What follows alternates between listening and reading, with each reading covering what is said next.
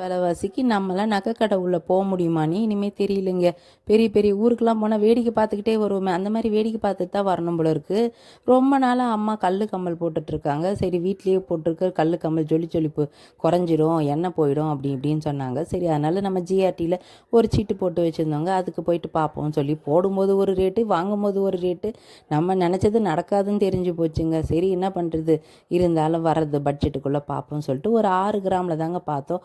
நல்ல டிசைனாக பார்த்து எடுப்போம்னு 10 டிசைன் பார்த்து எடுத்து அதில் ஒரு டிசைன் செலக்ட் பண்ணுவோங்க. புது டிசைனாக இருக்குது. தாமரைப்பூவில் நடுவில் லக்ஷ்மி அம்மா உட்காந்துருக்கா மாதிரி இருக்குதுங்க. ரொம்ப டிஃப்ரெண்ட்டாக இருந்தது. கொஞ்சம் பார்த்து பூ டிசைன்லாம் பார்த்தோம். சரி பழைய டிசைனாக இருக்கேன்னு சொல்லிட்டு நானும் அம்மா மண்டையை கழுவி இதையே எடுத்துக்கோமான்னு சொல்லிட்டேன். சரி அவங்களும் சிரிச்சுக்கிட்டு சரி ஒத்துக்கிட்டாங்க, இதுவே நல்லா தான் இருக்குதுன்னு சொல்லிட்டு. ரொம்ப பெருசாக போட்டாலும் காது அப்படியே கவுந்து விழற மாதிரி இருக்குங்க. அதனால் இதையே பார்த்து வாங்கிட்டு வந்துட்டோம். நகைச்சீட்டுலாம் போட்டு வச்சு கொஞ்சம் கொஞ்சமாக சேமித்து வச்சு நம்ம வாங்கினாதாங்க உண்டு.